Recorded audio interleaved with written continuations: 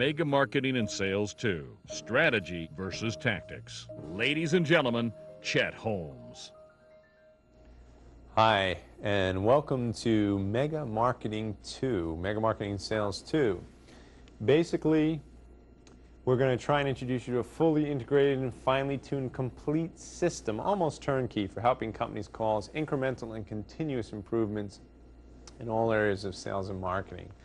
Now, this session, the primary force of it is about strategic marketing versus tactical marketing, and I'm going to explain all that in a minute.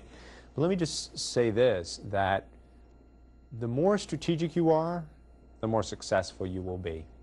If you were a general and you had a troop of your soldiers, you wouldn't just say, okay, now let's just go out and try and kill those other guys.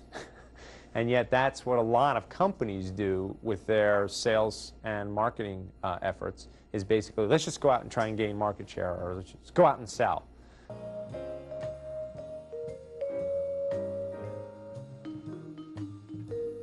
Hi. So now just to show you an example, when we first started off giving seminars on this material versus just offering it individually to companies, and then we started asking people to do their problems, I would start off and I'd ask, okay, let me hear some of your challenges. And I would just stand there in front of the room and there'd be this silence, like no one would tell me their challenges. And then I would try and pull them out of the people. You know, you tell me you don't have any problems in your business, and you know, little by little, I'd get 5 and 6, and each one was like pulling teeth. Then we did the group challenge thing. As a group, work on the challenges, and each group would come up with 6, 7, 8, 9, 10 challenges, and I ended up with 40 challenges on the board.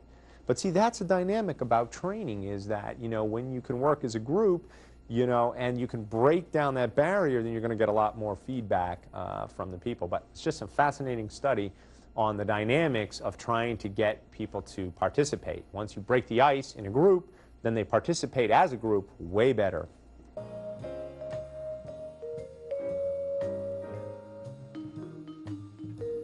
You know, it's all about how can you position yourself to be of more value, and what is the ultimate perception or perceptions, there can be several of them, that you would like to obtain. So I would like to challenge you right now to sit here and say, what is the ultimate perception I would like the market to have of me? So let's take one of the professions as an example. As a lawyer, perhaps you want to have the objective that your clients perceive that you will always work at saving them money. Because most lawyers, they bill by the hour, so the clients always feel like they don't want to, you know, jeopardize their legal position. But on the other hand, they don't want a lawyer doing work just because it's billable. So maybe you position yourself, we don't do billable hours anymore. Maybe your strategic position is the law firm that only bills by task. And you stop doing billable hours, which was created in the 40s, by the way. It's not that old. Prior to World War II, all billing of law firms was done by task. It's only in recent history that it started to be done by hour, and it was started by one firm in Boston who started tracking its billable hours just for its own purposes to measure effectiveness. And the client said, hey, that's kind of interesting. Can I see what your guys are working on? And he said, sure. And then that was a strategic position for that law firm at the time. They said, we will show you everything we do. We bill by the hour, so you know our people are productive. And so every firm in the country started copying, and before you knew it, it was a new trend. And the whole legal market followed in suit. It was amazing. So one lawyer's strategic positioning ended up changing a whole industry, and that's what can happen. If you can strategically set yourself up with a criteria that's superior to all your competitors, well, your competitors will copy you, but while they're copying you, you become number one, just like Federal Express, just like Domino's Pizza. And we're going to talk about some of those strategic concepts in a minute.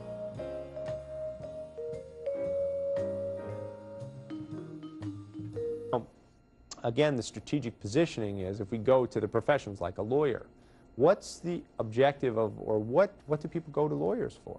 What is the ultimate benefit of working with a lawyer? What's the ultimate benefit of working with an accountant? And then, so that's what I want you to now do, is think about your strategic position and what is the broadest possible view that you could have, that someone could have of you. So So he sells suits, you're a wardrobe consultant. Lumber and hardware store, they became home improvement centers, and now their approach is to help clients master home improvement. Great.